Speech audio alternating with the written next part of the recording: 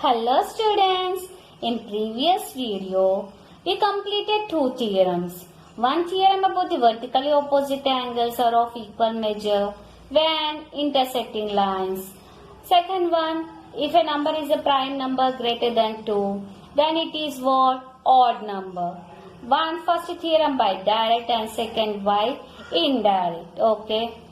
Based on, and still in previous video I explained there are two types of statements, conditional statement and converse statement. Conditional statement written by using if and then, if then. If part is called antecedent, then part is called consequent. Antecedent means what? Given part. Consequent means what? The part to be proved. And still what we learn, there are what is meant by theorem, what is meant by proof, some axioms we learn. And still we learn the converse statement. A converse statement is not compulsory to be a true. Okay, it is not necessary also. Now on page number 11. Page number 11. Page number 11. On page number 11 your practice set 1.3. First bit, you have 3 questions. I will explain all the questions how to write the condition. Write the following statements in if-then form. If-then form, conditional statement. For the converse we will mention, write the converse statement. Okay. Here only he given if-then form. That means conditional statement. First question was, the opposite angles of a parallelogram are congruent. Here opposite angles of a what? Which figure? Parallelogram. It is a type of a quadrilateral or not? Are congruent. So here how we will write? If a quadrilateral, I am using symbol. Okay, quadrilateral is a parallelogram. Then its what? Opposite angles are what? Congruent. Okay students, see here. And it is antecedent, shall I show? If a quadrilateral is what? Parallelogram. That is the antecedent. If it is the quadrilateral is parallelogram, what will happen? Consequent opposite angles are congruent in this way. Second one you see. Question you see on page number 11 textbook. The diagonals of a rectangle are congruent. Here our rectangle what? It is a quadrilateral. If the quadrilateral is a rectangle, then its diagonals are congruent. It is this one also easy. If a quadrilateral is a rectangle, then its diagonals are congruent. See here. Here also antecedent, consequent. Here my quadrilateral is rectangle. Consequent is diagonals are congruent. Third one in an isosceles triangle, the segment join the vertex and the midpoint of the base is perpendicular to the base. Here our antecedent is too big. What figure? In triangle there are 3 types of triangles are there. So here which type of triangle? Isosceles. If a triangle is an isosceles triangle, then what happen? Our consequent is too big, students. If a triangle is an isosceles, I am using symbol, you need to understand, you know that about me. Isosceles triangle. Okay? If triangle is an isosceles triangle, then you need to write, then segment joining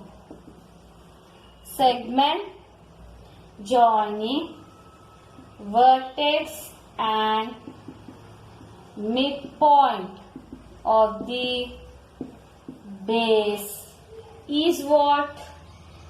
Perpendicular. Means what? 90 degree. Perpendicular to the base. Antecedent is small but consequent is big. Yes or no? So here, if a triangle is an isosceles triangle, from here to here it is a consequent. Because in the exam you may get the question like this. Write the antecedent and consequent. Okay, this is about your first bit. Students, coming to the second bit. Second bit, what question? Write the converses of the following statements. So the statement given, converse, how to write? Interchanging the antecedent and consequent in the conditional statement. Yes or no? So your first statement was, the alternate angles formed by two parallel lines and their transversal are congruent. So alternate angles are congruent. That is our consequent statement. When two parallel lines and their transversal. So here first I will write, if the alternate angles formed by the two lines and its transversal are congruent, then the two lines are what? Parallel. If alternate angles formed by two lines, okay, two lines and its transversal are congruent, okay, are congruent, then the two lines what? Parallel. Then the lines are parallel in this way. Actually, if you write the conditional statement, no, if two lines are parallel intersected by transversal, then alternate angles are congruent. Okay, now what from last we will write now, if alternate angles formed by two lines and its transversal are congruent, then the lines are parallel. Now coming to the second one. Second one what? If a pair of interior angles made by a transversal of two lines are supplementary, then the lines are parallel. Okay. If two parallel lines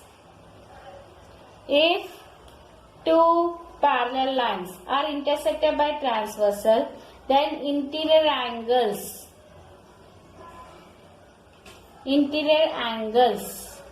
are supplementary. If two parallel lines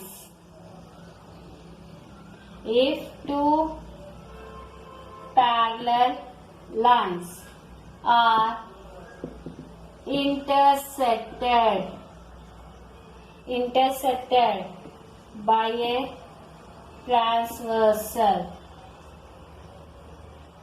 transversal, then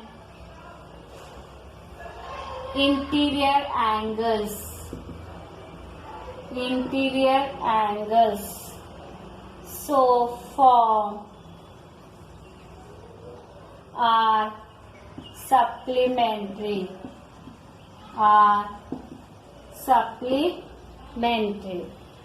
Okay students, this is about your second one of the converse statement. Okay, converse statement. Okay, now coming about the third one. The diagonals of a rectangle are congruent. For this converse given statement doesn't exist. Okay, the diagonals of a rectangle are congruent. For that we can't write. Okay student, does not exist. Now come to about your problem set 1. Based on practice set 1.1, what we learned? Distance formula. Distance formula what? Bigger point minus smaller point, and distance greater than or equal to 0. It is a distance is always non-negative real number. Non-negative means what? It is always positive. Distance cannot be in negative. Okay students, and distance can be 0. So when it is possible, when the 2 points are same, and betweenness possible, this we will learn. Before betweenness you learn the collinear points and non-collinear points. Okay, Still, in second exercise, you learn the midpoint, comparison of segments, line segment, line definition, ray definition, distance of a point from a line, perpendicularity of a two segments, two rays, or a segment or a ray, properties of the congruent segments, reflexive, transitive, symmetry. Based on that, you can we completed practice set 1.2, and practice set 1.3 how we completed by using conditional statement, converse statement. Okay, students. So by using these all three practice set, you can complete the problem set 1 on page number 11 and page number 12. Okay, students. In this, mostly you are having write the 7th on page number 12, 7th bit, 8th bit, 9th bit, 10th bit, that all write the conditional form, converse form, and write the antecedent, write the consequent, label the figure. Yes or no, students? That will be practice for you. Okay, student, by this week, this chapter completed in geometry, first chapter.